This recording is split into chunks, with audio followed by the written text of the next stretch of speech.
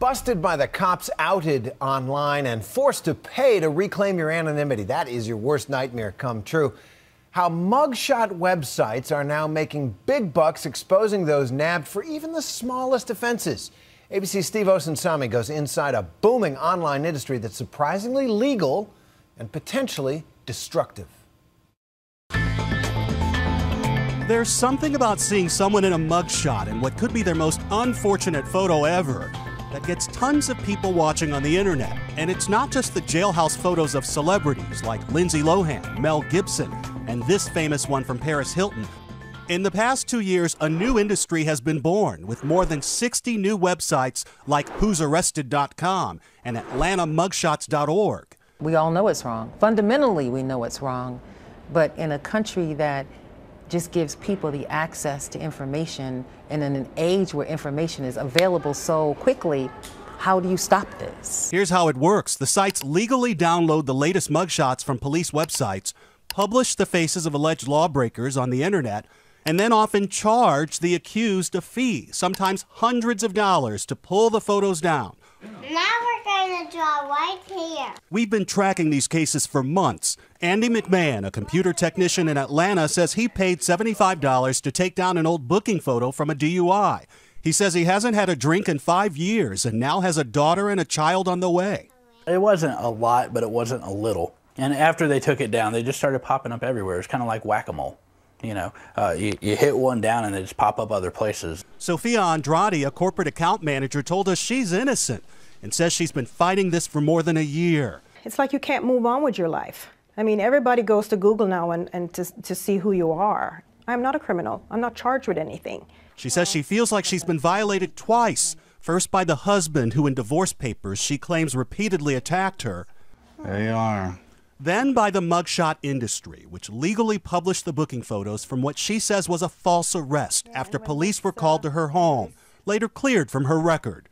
Just to have that online is just a constant reminder of my nightmare. When she asked just one of these sites to keep her photo private, they said yes, but she'd have to pay $399, and she refused.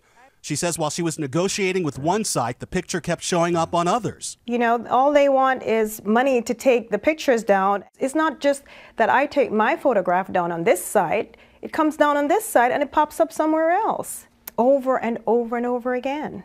So when does it stop? We went looking for a voice from the mugshot website industry, but found that contact information on the sites often led nowhere, making the owners quite difficult to track down. So you're just a businessman. Absolutely. In this scenario. A businessman and an advocate. We did find this man in Louisiana who asked to remain in shadow. Think of how many people have been arrested. Now put a small service fee on that amount of people, and you can see why the industry is sort of taking off. He told us to call him TJ and says he's just a middleman hired by thousands of Americans each year, desperate to get their booking photos taken down. On his website called removeslander.com, he charges up to $1,300 for his services, and he swears that he's not in bed with the owners of these sites. Is this a dirty business that you're in? I don't consider it dirty what I do. What I do is help people.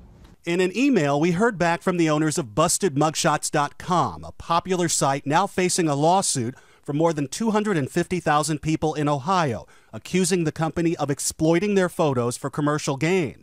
Company CEO Kyle Prowl told us he's providing a public service, saying that the public's right to know about local arrests and crime outweighs this concern, and that laws have determined these records must be disclosed to the public.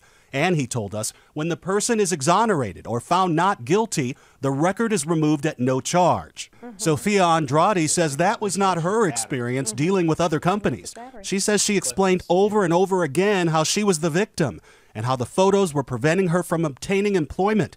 And she provided these court documents showing that prosecutors cleared her case. This was a wrongful arrest, and the case was dismissed by the state attorney's office.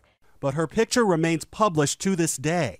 Our inside expert says the real problem is the law, saying the industry would go away if authorities stopped treating booking photos like trophies. The police can stop this overnight, and this is the part that no one is talking about. Why are we posting the mugshot of someone who simply missed traffic court? Why is there a need Mr. Sheriff, to post their photos. Georgia lawmaker Roger Bruce is one man trying to shut down the mugshot industry, pushing for a law that would make it a crime to publish a booking photo and then charge a fee to have it taken down, but only in Georgia. What we're trying to do, first of all, is to remove the incentive for putting it out there.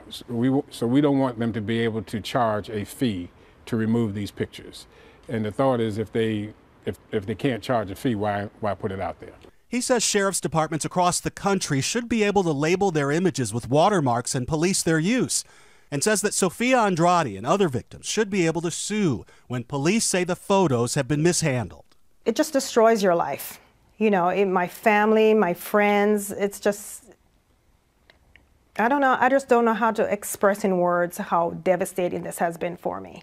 You are defending yourself. As long as the picture is out there, you're defending yourself. Telling your story, this is what happened. I'm not guilty. She's now found temporary work, and she stepped away from the fight, deciding that she'll live with the pictures and explain her story one person at a time.